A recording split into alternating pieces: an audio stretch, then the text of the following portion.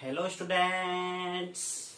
So welcome to my class Physics by Ankit sir. So today we are discuss about electric field intensity due to solid non-conducting sphere. यानी spheres ए whole volumes, यानी एक हम ring draw करेंगे, उस ring के अंदर हम uniformly charge होगा और डिस्ट्रीब्यूट करेंगे उसके अंदर. ओके, और सेंटर से आर डिस्टेंस पर हम इलेक्ट्रिक फील्ड इंटेंसिटी निकालेंगे. So let's consider.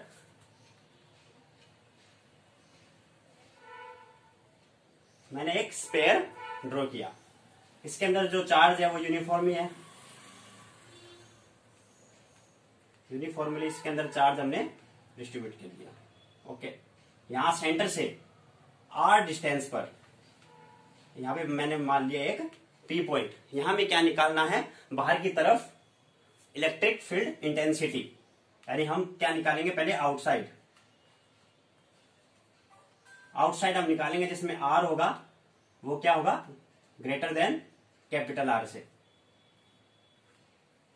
बाहर की तरफ हमें निकालनी है इलेक्ट्रिक फील्ड इंटेंसिटी. तो हमें क्या करेंगे, गाउसियन स्फीयर को अज्यूम करेंगे.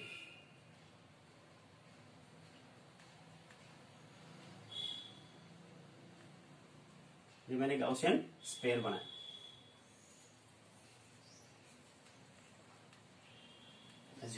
ये पॉइंट मान लिया मैंने O, ये P है.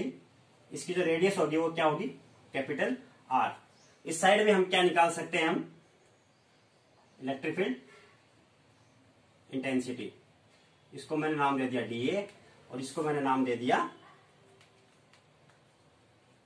dA. तो अब हम क्या करेंगे, गाउसियन स्फीयर के अंदर हम वही काम करेंगे. गाउसियन सरफेस में जो इलेक्ट्रिक फ्लक्स का जो फॉर्मूला होता है, phi equal to close integral E dot dA. Dot product हटाएंगे, इनके बीच में जो एंगल बन रहा है वो क्या बनेगा, थीटा इक्वल टू 0. क्यों बनेगा, क्योंकि जो इलेक्ट्रिक फील्ड लाइन है वो बाहर की तरफ निकल रही है, जो कि इसके पैरेलल है, इसलिए यहां थीटा इक्वल टू 0 एंगल बनेगा. Phi equal to close integral E dA cos 0.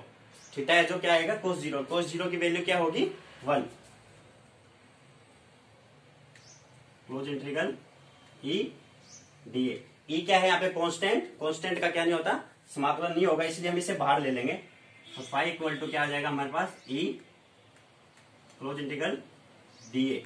और dA का क्या होता है, A. और A क्या है यहाँ पे, volume of sphere, area of sphere. वो क्या आती है, 4 pi R square. E into 4 pi R square. ये हमारे पास वैल्यू किसकी आ गई, इलेक्ट्रिक फ्लक्स. गाउसियन सरफेस में जो इलेक्ट्रिक फ्लक्स है उसकी वैल्यू क्या आई है, E into 4 pi R square, जो आउटसाइड में आई है. अब हम इसको कंपेयर करेंगे गाउस लॉ से.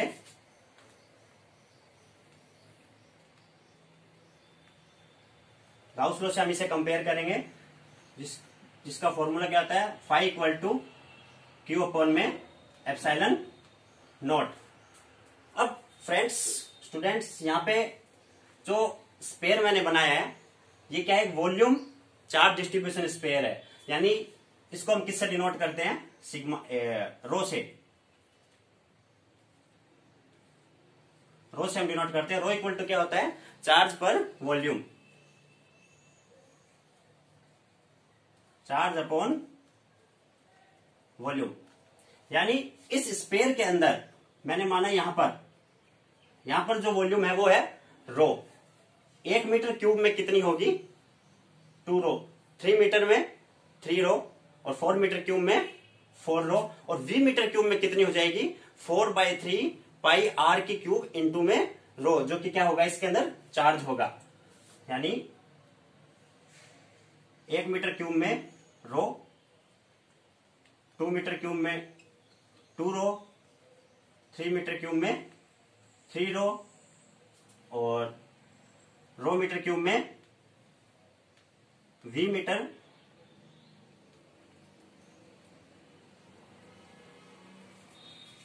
इसको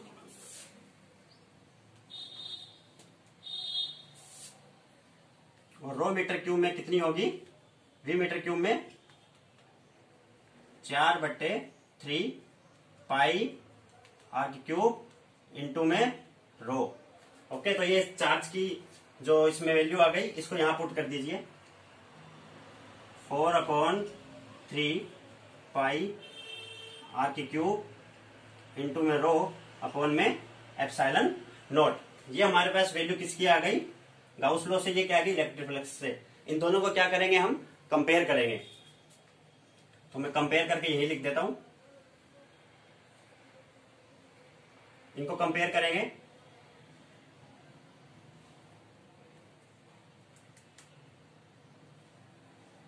E into 4 pi are square equal होगा किसके? 4/3 पाई आर की क्यूब इंटू में रो अपॉन में एप्सिलॉन नॉट। यहां से क्या क्या कट रहा है? 4 पाई से 4 पाई कैंसिल आउट। तो जो हमारे पास बाहर की तरफ जो इलेक्ट्रिक फील्ड इंटेंसिटी निकल के आएगी वो क्या निकल के आएगी? ऊपर क्या रहेगा? रो स्मॉल आर की स्क्वायर, नीचे रो कैपिटल आर की क्यूब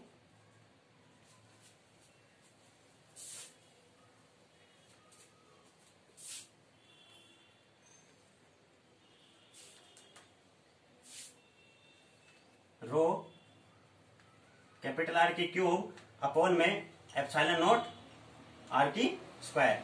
ये हमारे पास निकल के आ गई इलेक्ट्रिक फील्ड इंटेंसिटी बाहर की ओर। लेकिन चार्ज के टर्म में हम इसे लेंगे तो जो इलेक्ट्रिक फ्लक्स है इसको हम कंपेयर किससे करेंगे? गाउस लॉ से। चार्ज के टर्म में तो जो क्यू अपॉन एप्सिलॉन नॉट वो इक्वल किसके होगा? इलेक्ट्रिक फ्लक्स का जो फॉर्मूला है E into 4 pi are square के, यानी Q upon epsilon naught equal होगा E into 4 pi are square के।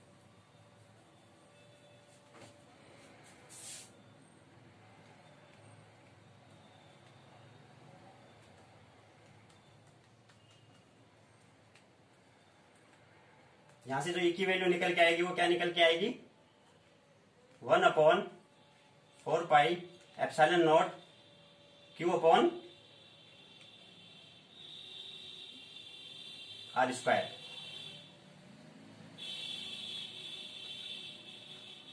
ये निकल के आ गई। और मैं चाहता हूं कि आप जो स्टूडेंट्स ये जो फॉर्मूला है इसको याद करिए, क्योंकि चाहे होलो स्फीयर हो, चाहे सॉलिड स्फीयर हो, चाहे कंडक्टिंग चाहे नॉन कंडक्टिंग, जो बाहर की जो इलेक्ट्रिक फील्ड इंटेंसिटी निकल के आएगी वो हमेशा ये रहेगी, E equal to 1/4 pi epsilon q upon में आर स्क्वायर।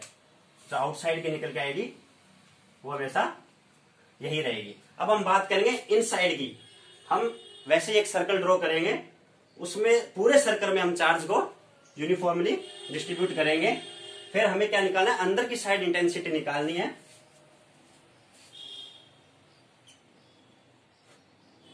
मैं यहां डायग्राम बना देता हूं इसका।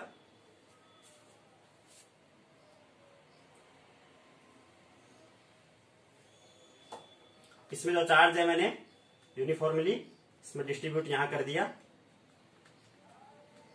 इसमें हमें क्या निकालना है? अंदर की तरफ निकालना है, यानी इनसाइड। जिसमें जो आर होगा वो क्या होगा? Less than capital R. ये मैंने पॉइंट माना O। आर डिस्टेंस पे हमें यहां निकालनी है, इस P पॉइंट पे इलेक्ट्रिक फील्ड इंटेंसिटी। तो हमें क्या करेंगे? गाउसियन स्पेयर को अज्यूम करेंगे। इसकी जो रेडियस होगी वो होगी कैपिटल आर। इनके बीच में जो थीटा एंगल बनेगा वो क्या बनेगा? वही 0 डिग्री का। और इलेक्ट्रिक फ्लक्स की जो वैल्यू निकल के आएगी वो सेम एज वेल एज ये आएगी। तो फाई इक्वल टू वही प्रोसेस रहेगा इसमें भी, E into 4 pi are square.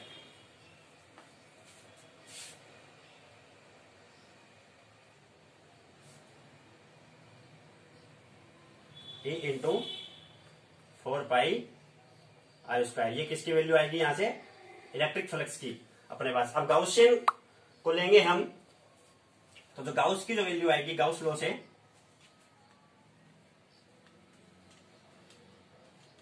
Gauss law से जो इनसाइड की हमें निकालनी है, इसकी जो वैल्यू आएगी वो आएगी अपने पास, सेम हम वैसे ही करेंगे, इनको कंपेयर करेंगे, ए इंटू 4πr² इक्वल किसके होगा, 4/3 पाई आर की क्यूब इंटू में रो। जैसे कि यहाँ पे 1 मीटर डिस्टेंस पे कितना है, 2 मीटर डिस्टेंस पे कितना है, जैसे 1 मीटर डिस्टेंस पे रो है, 2 मीटर क्यूब में कितना होगा 2 रो, 3 मीटर क्यूब में 3 रो, v मीटर क्यूब में 4/3 पाई आर की क्यूब। और जो आर की क्यूब इस साइड अब हम जो लेंगे इन साइड में वो स्मॉल आर होगा, तो 4/3 पाई आर की क्यूब इंटू में रो अपॉन में एप्सिलॉन नोट। जो चार्ज की जो वैल्यू आएगी वो अपने पास टोटल चार्ज कितना आएगा 4/3 पाई आर की क्यूब इंटू रो। इनको हम सोल्व करेंगे तो इलेक्ट्रिक फील्ड इंटेंसिटी हमारे पास निकल के आएगी अंदर की तरफ। तो यहां से जो कट रहा है वो क्या कट रहा है, 4π से 4π कैंसल आउट, तो इक्वल टू हमारे पास क्या आएगा, रो इंटू आर की क्यूब अपॉन में एप्सिलॉन नॉट इंटू आर की स्क्वायर। ओके सही है, ओके। तो ये आर की स्क्वायर से ये आर की स्क्वायर कैंसिल आउट हो जाएगा इससे, तो हमारे जो वैल्यू निकल के आएगी वो क्या निकल के आएगी, A equal to rho R upon में एप्सिलॉन नॉट, अपॉन में 3 भी रहेगा, यहां पे 3 भी आएगा। ये अपने पास वैल्यू आ गई इंटेंसिटी ऑफ इलेक्ट्रिक फील्ड जो अंदर की तरफ हमने निकाली है। ओके गाइज, तो कोई भी चाहे स्पेयर हो, होलो या सॉलिड, बाहर की जो भी वैल्यू आएगी अपने पास निकल के आएगी वो क्या आएगी 4/3 पाई आर की क्यूब। ओके, अब इन दोनों के बीच में जो ग्राफ बनेगा, यानी ई वेक्टर और आर वेक्टर के बीच में जो ग्राफ बनेगा वो हम यहां पे लिखेंगे। मैं एक बार देख लेता हूं इस कैमरे में कि हाँ दिखाई दे रहा है नहीं दिखाई दे रहा।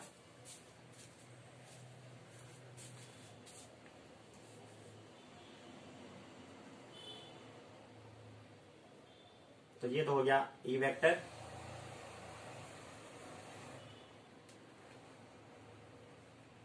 ये निकालेंगे हम आर पे। तो गाइस हम वैसे ही करेंगे जैसे हमने पिछली वीडियो में किया था। हम यहाँ पे एक स्पेयर एज्यूम कर लेंगे, ये इक्वल में ले लिया मैंने, ये कैपिटल आर, ये इसकी इनसाइड हो गई। और इनसाइड पे जो निकल के आया है अपने पास वो क्या निकल के आया था कि ई इनवर्सली प्रोपोर्शनल होगा 1/में r² के। और जो इनसाइड में जो अपने पास निकल के आई थी वो आया था E is directly inverse proportional होगा R के। तो इनसाइड की जो वैल्यू आई अपने पास ये यहां से आउटसाइड की निकल के आएगी।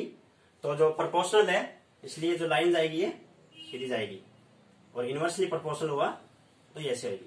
तो यहां से E inverse proportional to R, E inversely proportional 1/में r², ये निकल के अपने पास वैल्यू आ गई।